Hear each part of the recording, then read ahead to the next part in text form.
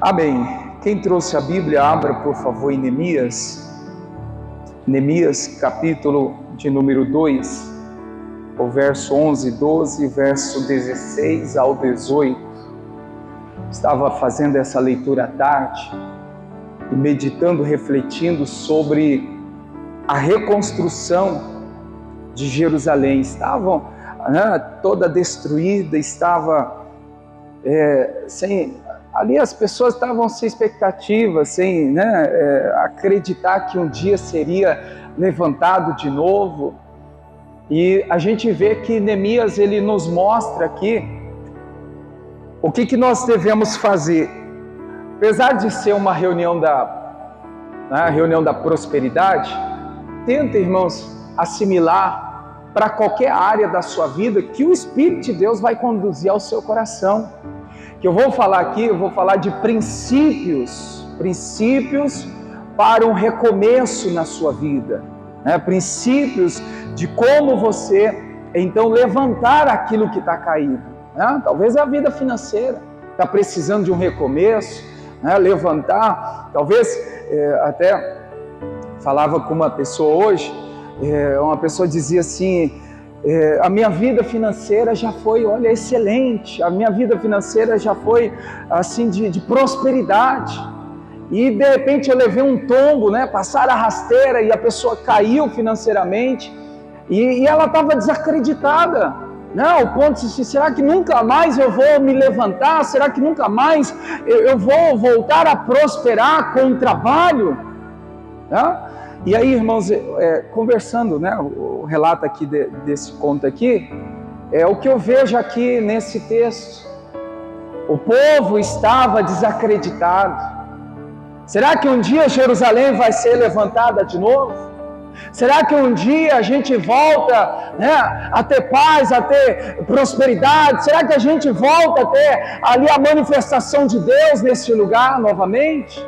Então veja que nos dias de hoje, muitas são as pessoas que outra hora tiveram, talvez agora não está tendo mais, e o inimigo está dizendo assim, nunca mais você vai ser como era, nunca mais você vai ter o que você tinha, nunca mais você vai conquistar aquilo que você já teve posse. Irmãos, não acredite nisso. O nosso Deus é um Deus de restituição. O nosso Deus é um Deus de restauração. O nosso Deus é um Deus que Ele nos dá a oportunidade de um recomeço. Ali teve restauração, ali teve recomeço, ali teve, irmãos, a obra de Deus se cumprindo, se concluindo naquele lugar que para muitos não tinha mais o que fazer, não tinha mais como ser reerguido na condição que tinha chegado. Então aqui a gente vai ler Neemias 2, o verso de número 11. Para quem está marcando a mensagem, eu quero começar dizendo assim, o Neemias só conseguiu, irmãos, porque ele estava comprometido com a fé. E claramente comprometido com a fé, a gente está comprometido com quem? Com a igreja? Nunca. Com o pastor? Nunca. Comprometido com a fé é ser comprometido com Deus. Nunca você deve se comprometer achando que isso ou aquilo vai me ajudar. Não, se comprometa com Deus, através da sua fé, ouvindo a palavra, praticando, vivendo, certamente o recomeço você vai ter para qualquer área da sua vida. Então eu vi, irmãos, eu fiz aqui a leitura do capítulo e eu vi que o Neemias estava comprometido com a fé. E quando eu vejo que a fé entra ali, naquele comprometimento que Neemias estava tendo, claramente ele estava ligado com Deus. Ele estava comprometido com Deus para poder recomeçar, para poder levantar, para poder então fazer diferente. Então, comprometido com Deus ou com a fé, nós vamos recomeçar. Vamos ter essa restauração, essa restituição para a glória de Deus. Versículo 11, vamos ler? E cheguei a Jerusalém, e estive ali 3 dias. E de noite me levantei, eu e poucos homens comigo, e não declarei a ninguém o que o meu Deus me pôs no coração para fazer em Jerusalém. Não havia comigo animal nenhum, senão aquele em que eu estava montado. Amém. Coloca na NV aí, por favor. Vamos fazer essa leitura inicial também aqui na NV, e você vai olhar na tela aqui. Versículo 11 e 12. Nova Versão Internacional. Versículo 11. Cheguei a Jerusalém depois de 3 dias de permanência ali. Saí de noite com alguns homens e não havia contado a ninguém o que o meu Deus me havia posto no coração para fazer por Jerusalém. Não levava animal algum, além daquele em que eu estava montado. Vamos pular para o 16? Versículo 16. Diz assim: os oficiais não sabiam aonde eu tinha ido ou o que eu fazia, pois até então eu não tinha dito nada aos judeus, nem aos sacerdotes, nem aos nobres, nem aos oficiais, nem aos demais que realizariam a obra. 17. Então eu lhe disse: vejam a situação terrível em que estamos. Jerusalém está em ruína e as suas portas foram destruídas pelo fogo. Venham, vamos reconstruir os muros de Jerusalém para que não fiquemos mais nesta situação humilhante. 18. Também lhe contei como Deus tinha sido bondoso comigo e o que o rei me tinha dito. Eles responderam: sim, vamos começar a reconstrução. Então eles se encheram de coragem para a realização desse bom projeto. Amém. Glória a Deus. Então eu quero dizer aqui, em cima dessa leitura na NVI, nós encontramos aqui que existe algumas áreas da nossa vida que, irmãos, para ter esse recomeço, nós precisamos atentar para esses princípios. Quais são os princípios que a gente encontra aqui? No versículo 12, eu quero iniciar mostrando para você, quem está marcando pode marcar, diga comigo assim: não pule etapas, diga siga o processo. Amém? O processo aqui é a palavra de Deus, tá, irmãos? Veja que tem muita gente que quer dar um jeitinho. Eu vou dar um jeitinho para dar certo. Eu vou dar um jeitinho brasileiro, né, e vai dar certo. Não, irmão, siga o processo. Siga a palavra.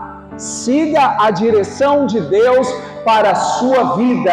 Amém, igreja? Então veja só. A vida cristã é uma maratona e não uma corrida desenfreada. Entenda isso comigo. A vida cristã é uma maratona. Nós lutamos todos os dias. Tem gente que está, irmãos, correndo desenfreado de forma errada.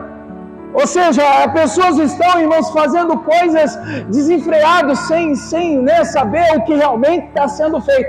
Eu não estou falando da corrida lá que Paulo fala, né? Porque Paulo faz uma menção dizendo assim: correis bem, né? Porque parasse. Eu estou falando da corrida desenfreada. O que é desenfreada? Aquela pessoa que ela está, né, irmãos, ao ponto de fazer assim, olha, sem saber o que fazer, ou seja, ela está fora de si.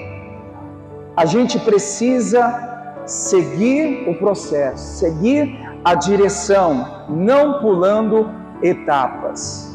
Não importa como começou o seu recomeço, o importante é que você vai chegar no final, né, desse recomeço. Aí tem gente, irmãos, que do início ela já quer pular lá para o final. Antes de chegar no final tem o processo, tem a palavra que Deus vai tratar com a gente, vai moldar a gente. No meio do caminho vai ter, irmãos, a direção que o Senhor vai nos corrigir. Vai ter a direção que vem do Senhor para nosso coração, para nossa vida. Então não queira, você está no início de um recomeço, não queira já saltar lá para o final, não. Não queira, eu já quero terminar logo, eu já quero levantar logo isso para acabar. Calma. Na sexta-feira nós aprendemos, o amanhã não pertence a nós. O amanhã é de Deus. Mas eu não posso viver no meu amanhã. Eu preciso viver o hoje, o agora, o já, né? Então, para que isso possa, irmãos, né, o Senhor operar na minha vida, eu não posso ficar pulando etapas. Essa etapa eu vou pular, essa etapa eu não aceito na minha vida, eu vou descartar ela. Se vem de Deus, irmãos, não descarta não. Se vem do Senhor, né, essa correção, se vem do Senhor, irmãos, essa etapa para te mostrar algo, para fazer você aprender, para fazer você ser mais forte, para fazer você ter mais, né, resistência, não salta não, não pula não. Aguenta firme essa etapa aí, permanece firme nessa etapa. Quantas pessoas que querem às vezes saltar etapas? Saltar etapa é pular. Não, essa aqui eu quero já passar adiante. Essa aqui eu não quero passar por ela não. O processo é a palavra. A gente muitas vezes queremos o resultado final, mas nós não queremos aguentar o processo. A palavra de Deus nos moldando. Amém, igreja? Então eu percebo aqui que Neemias, ele soube, né, recomeçar com os pés no chão. É como dar passo a passo, né, sem querer saltar as etapas. Ficou claro aqui a primeira lição? Não pule etapas, siga o processo. O processo é o que mesmo? A palavra de Deus. Não pula não, siga o processo, siga a palavra. Vai passo a passo, caminhando com Cristo, olhando para Jesus, o autor consumador da sua fé, que você vai conseguir, então, né, levantar aquilo que foi derrubado, fazer com que aquilo venha dar certo. Versículo 12, olha o que a Bíblia está dizendo aqui, no versículo 12. E de noite me levantei. Fez o que, igreja? Me levantei. E eu, com poucos homens comigo, não declarei a ninguém o que o meu Deus me pôs no meu coração para fazer em Jerusalém. Aí não havia comigo animal nenhum, senão aquele que eu estava montado. Ele não disse nada. Tem gente que não está preparado para ouvir o que você tem a falar. Eu estava até analisando, essa leitura eu fiz agora à tarde. Ontem falei algo sobre esse sentido, né? Não sei se você lembra. Quando eles desceram do monte, né? Jesus falou, não diga a ninguém o que vocês viram aqui no alto monte. Diante de Deus, irmãos, não fico procurando uma palavra para completar de ontem, ou mas o pastor está insistindo nisso. Não, hoje fazendo essa leitura, novamente me veio aqui, né, um entendimento no coração. Olha só, eu vejo que até uma confirmação. Sabe, irmãos, às vezes não é porque você deve guardar ou fechar, não, porque tem gente que não tem a capacidade de entender o peso de glória que você recebeu da parte de Deus. Se você contar para qualquer um que você recebeu de Deus, às vezes a pessoa não vai acreditar, ela não vai levar a sério, ela não vai, irmãos, entender o peso de glória daquilo. Olha o que o Neemias está falando. O Neemias está dizendo: eu não declarei a ninguém o que o meu Deus fez o quê? Pôs no meu coração. Irmãos, o que Deus colocou no seu coração, até que se cumpra, guarda para você. Depois que se cumprir, aí você pode, irmãos, glorificar a Deus, testemunhar, contar para todo mundo que você quiser. Mas olha o que Neemias está dizendo: não declarei não. Porque às vezes quem está te ouvindo, irmãos, pode ser até um dos seus adversários. Pode até atrapalhar naquilo que já está no teu coração, né? Então, isso é válido também para a área empresarial. Já que estamos aqui na reunião da prosperidade, às vezes você vai falar algo para alguém não tem, né, a capacidade de assimilar aquilo, ela vai até, às vezes, preparar uma emboscada para puxar o seu tapete, para fazer a sua empresa falir. Quantas pessoas que, irmãos, já foram, né, vítimas disso? Às vezes contar algo para alguém, né, no serviço, no trabalho, e aí a pessoa usa ali da maldade, e aí o maior prejudicado é aquela pessoa que contou aquilo que não era para ter contado, falado, né? Quantas empresas se fecham porque às vezes a pessoa ela dá munição até para os próprios concorrentes, né? Por causa de coisas que foram ditas, que até está no coração, mas Neemias está dizendo o que, igreja? Não declarei a ninguém o que Deus pôs no meu, Deus colocou no seu coração, guarda para você. Ainda não é hora de falar para os outros, ainda não é o momento dos outros ficarem sabendo o que Deus colocou no teu coração. E a gente está falando aqui de reconstrução, a gente está falando aqui, irmãos, que o Neemias estava tendo estratégias para reconstruir Jerusalém que estava devastada, né? Como muita gente às vezes está com uma área da sua vida destruída, aí ela vai e conta para um amigo, talvez amigo que se disse amigo, mas na verdade não é amigo. Aí, em vez da pessoa ser ajudada, aquele amigo vai fazer o quê? Vai fazer com que ela permaneça cada vez destruída, cada vez mais no chão. Tem gente que está falando assim: conta comigo, nós juntos vamos conseguir, nós juntos vamos dar a volta por cima. Mas talvez você nem sabe a intenção daquela pessoa, e aquela pessoa está fazendo de tudo para você, irmãos, ficar no fracasso, no chão, sendo humilhado, sendo, né, até mesmo destruído. Então Neemias, como direção de Deus, ele fala: não declarei a ninguém o que Deus, o meu Deus, não foi homens, foi o meu Deus que pôs no meu coração. E muitas vezes o que Deus coloca no nosso coração é a sua palavra, né, para despertar algo no seu coração. Então, né, uma observação que a gente precisa também aqui atentar: ele não passou para ninguém, vamos dizer ali, seus planos, seus sonhos, suas metas. Ele não contou para ninguém o que Deus tinha colocado no seu coração.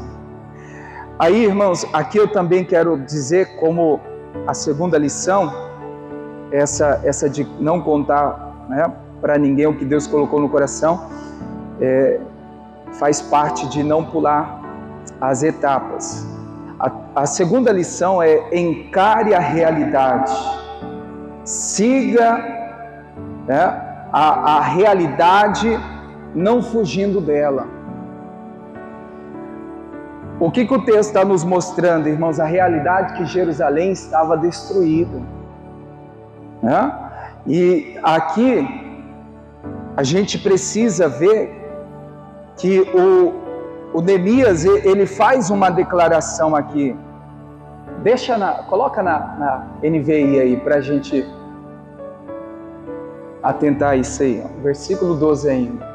Não havia contado a ninguém, né, que o meu Deus havia posto no meu coração, não levava animal algum além daquele que eu estava montado. Ao 16.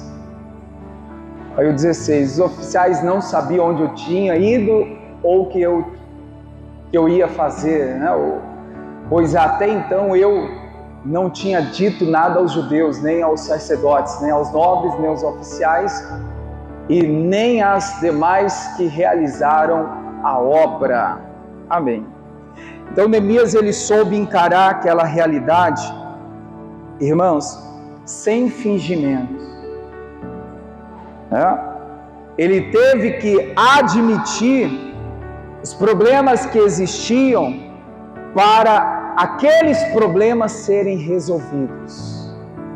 Sabe, tem gente que às vezes não admite as ruínas, não admite, a falência, a miséria ou o desemprego, não admite o problema financeiro que ela está então enfrentando. Tem gente que não admite aquilo que então está acontecendo na sua vida.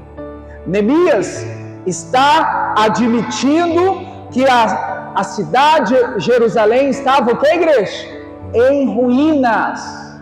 Tem algo em ruína na sua vida? Admita. Tem algo em ruim com você acontecendo? Né? Seja franco com você mesmo. Né? Pedindo então ali ajuda, pedindo ali a direção. Admitir é um dos passos para a recuperação da reconstrução. Você quer reconstruir algo na sua vida? Você quer reconstruir algo nos seus caminhos? Irmãos, tem que ter, né, essa realidade consigo. Jerusalém está destruída, nós vamos reerguer, mas nós precisamos encarar a realidade como ela está. Amém, igreja? Terceira lição que eu aprendo aqui é que Neemias, ele tinha o desejo de mudar. Temos que ter o desejo de mudar. Eles tinham o desejo de sair daquela situação, tinha o desejo, mas não faziam nada. Eu estou falando, o povo que estava lá, destruído. Chega Neemias, chega esse povo com ele, agora com desejo de mudança. Buscando, irmãos, mesmo com toda a ruína que estava Jerusalém, em terrível estado, veja que vamos reconstruir. Olha o desejo. Vamos reconstruir. Vamos dar a volta por cima. Vamos reerguer Jerusalém novamente. Aí no versículo 17. Vamos reconstruir. Ele tinha esse desejo no coração. Será que nós estamos tendo esse desejo no coração? De levantar, de reconstruir, de dar a volta por cima? Se você ainda não tem esse desejo, passe a desejar. Senhor, que no meu coração tenha o desejo do recomeço, de uma nova história, de uma coisa que o Senhor vai acrescentar diante dessa destruição. Então nós precisamos também ter o desejo. Neemias teve o desejo foi: vamos reconstruir os muros que estavam então naquela situação. Outra coisa que eu quero passar aqui para a igreja é o 18. Coloquem no versículo 18. Também lhes contei como Deus tinha sido bondoso comigo e o que o rei me tinha dito. Eles responderam: sim, vamos começar a reconstrução. Então eles se encheram de coragem para a realização desse bom projeto. Nesse versículo aqui 18, eu tiro duas lições. A primeira lição é aqui na parte inicial. Veja que foi lembrado do testemunho de Neemias. Quem era ele? Ele contou, irmãos, o seu testemunho. As pessoas viram né? E aí ele está dizendo assim, ó, como Deus foi bondoso comigo, né? Que as pessoas então viram o que eu estou desejando, querendo, as pessoas viram que realmente isso está em mim, né? Então, olha, lembre-se do seu testemunho. Irmãos, isso é muito importante para você se levantar em Deus, lembrar do seu testemunho. Sabe o que é isso? É lembrar de onde Deus te tirou. De onde Deus te tirou? Quem você era? O que você fazia? A vida que você levava? Para refletir, veja onde Deus te colocou, veja, irmãos, o que Deus te deu, veja a pessoa que você se transformou, né, pelo Evangelho, pela palavra que te libertou, que te curou, que te, né, renovou. Então, aqui a gente está observando que foi bom ele ter lembrado, né? Tem momentos na vida, irmãos, que às vezes você está tão mal para baixo, você está tão assim desacreditado. Não, irmãos, não se entrega não. Olha para você, olha o que Deus fez na sua vida e diga para você mesmo, Deus que fez comigo, tirando lá do passado, me colocando hoje onde Ele tem me colocado, é o mesmo Deus que vai me ajudar de novo, né? Aí as pessoas, às vezes, elas estão ali para baixo, desanimadas, estão ali entregues. Lembra do seu testemunho. Isso com certeza vai fazer você ter esperança. Que o mesmo Deus que fez a obra na sua vida, irmãos, esse é o mesmo Deus que vai reconstruir, vai recomeçar, vai então fazer aquilo que precisa ser feito na sua vida de novo. Amém, igreja? A parte final diz assim, então eles se encheram de coragem. Mas quando é que eles se encheram de coragem?